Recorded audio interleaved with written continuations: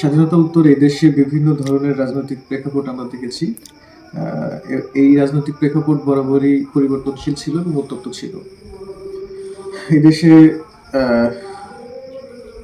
আমাদের রাজনৈতিক অস্থিরতার কারণে অনেকগুলো সমস্যার ভিতর দিয়ে যেতে হয়েছে। অনেক অভিজ্ঞতা আমাদের হয়েছে বিভিন্ন সময়ের ইতিহাস যদি আমরা উদ্ঘাটন করি। আজকে রাজনৈতিক চ্যালেঞ্জগুলোর মধ্যে অন্যতম একটা চ্যালেঞ্জ হলো রাজনৈতিক দলগুলোর প্রতিদ্বন্দ্বিতা এবং সংঘাত। রাজনৈতিক দলগুলোর মধ্যে প্রতিদ্বন্দ্বিতা থাকবে, এটা স্বাভাবিক, কিন্তু যে প্রতিহিংসা আছে, এই প্রতিহিংসার কারণে আমাদের দেশের রাজনৈতিক অঙ্গনে অনেকগুলো সমস্যার সৃষ্টি হয়, যেটার শুধু রাজনৈতিক দল না, এখানে সাধারণ মানুষ থেকে শুরু করে সবাই এটা ভোগ করতে হয়। তো একটি সুন্দর দেশ করতে হলে আমাদের রাজনৈতিক দলের প্রতিহিংসা গুলোকে আসলে উত্তেজনাগুলোকে আমাদেরকে বাদ দিতে হবে, বাদ দিয়ে একটি সুন্দর আমাদের তৈরি করতে হবে। একই সাথে আমরা লক্ষ্য করেছি যে গণতান্ত্রিক চর্চার সংকট আমাদের দেশে যখন যে দল ক্ষমতায় আসে, তারা তাদের যে বিরোধী দলগুলো আছে তাদের গণতান্ত্রিক চর্চার ক্ষেত্রে নানা ধরনের অসুবিধার ভিতরে ফেলে। এমনকি আমাদের দেশে জুডিশিয়াল কিলিং থেকে শুরু করে বিভিন্ন ধরনের গুম, খুন, হত্যাকাণ্ড সংঘটিত হয় সরকারি দলের নেতাদের মাধ্যমে। এবং ভোগের যে রাজনীতি আমরা দেখেছি বিগত সময়গুলোতে, বিভিন্ন সময়ে যে বিভিন্ন সরকার ছিল তারা সবাই জনগণকে আসলে প্রায়োরিটি লিস্টে জনগণের থেকে অন্যদের প্রায়োরিটিটা অনেক বেশি ছিল।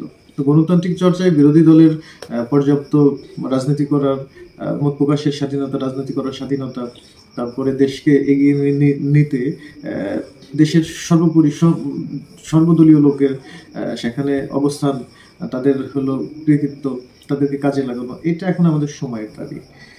একইরূপভাবে আমাদের আরও কিছু সমস্যা আছে, সেটা হলো বিদেশি হস্তক্ষেপ এবং কূটনৈতিক চাপ। আমাদের দেশের যে অবস্থান, এই অবস্থানের কারণে আমরা ইন্ডিয়া এবং বিশ্বের বিভিন্ন দেশে আমাদের নিয়ে তাদের হলো চিন্তা ভাবনা কেন্দ্রবিন্দুতে আছি।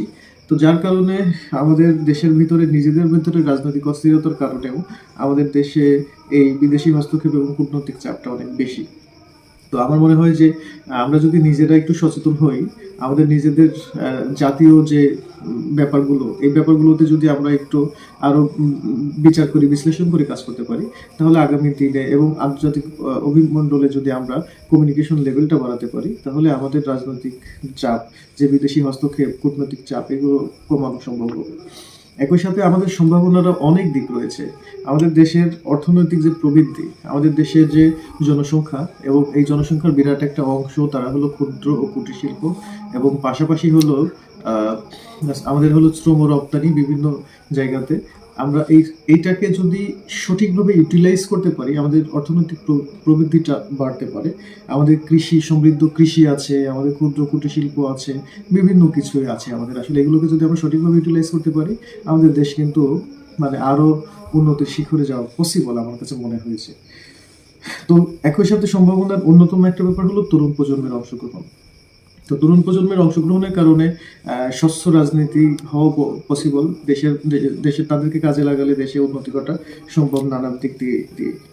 একইরূপভাবে যদি আমরা প্রশাসনিক ও আইনি সংস্কারগুলো করতে পারি, তাহলে আমাদের দেশের মধ্যে যেরকম একটি সুন্দর সুশাসন প্রতিষ্ঠিত হবে, দেশে যেরকম একটি সুন্দর সরকার কাজ করতে পারবে, দেশ যেরকম একটি উন্নতির দিকে অগ্রসর হবে, ঠিক একইরূপভাবে বিশ্বের বুকে আমাদের মাথা উঁচু করে আমরা নিজেদেরকে বাংলাদেশি হিসেবে পরিচয় দিতেও আমরা স্বাচ্ছন্দ্য বোধ করতে পারবো ইনশাআল্লাহ। আমরা তেমনটাই আগামী দিন নিয়ে চিন্তা করি। বাংলাদেশের রাজনৈতিক ভবিষ্যৎ নির্ভর করছে গণতন্ত্রের সঠিক চর্চা, স্বচ্ছ নির্বাচন, সুশাসন এবং সকল রাজনৈতিক দলের অংশগ্রহণমূলক মনোভাবের উপর। তো আশা করছি বিষয়গুলো যদি আমাদের যারা রাজনীতিবিদ আছেন, দেশ পরিচালক আছেন, আমাদের যে চেঞ্জ মেকারগুলো আছেন, তারা যদি আমরা চিন্তা করি, এবং একইরূপভাবে বাংলাদেশের প্রত্যেকটি নাগরিক যেরকম দেশকে গড়ার জন্য, দেশের মধ্যে সমস্যাকে সমাধানের জন্য 2024 সালে যেরকম তারা মাঠে নেমে এসেছিলেন, একইরূপভাবে তারা যদি এখন তাদের মনোভাবকে পরিবর্তন করতে পারেন, নিজেদের চিন্তা চেতনাকে যদি পরিবর্তন করতে পারেন, আমরা যদি ইন ফিউচার আমাদের যে ল্যাকনেস গুলো আছে, আমরা এটা সবাই জানি, এই ল্যাকনেসের জায়গাগুলো যদি আমরা চেঞ্জ করতে পারি, দেশের রাজনীতিতে যদি একটি নতুন পরিবর্তন, ইতিবাচক পরিবর্তন আনতে পারি, আমার মনে হয় যে আগামী দিনটি সুন্দর হবে, সুন্দর বাংলাদেশ হবে ইনশাআল্লাহ। এই আশা ব্যক্ত করে শেষ করছি। আসসালামু আলাইকুম ওয়া রাহমাতুল্লাহ।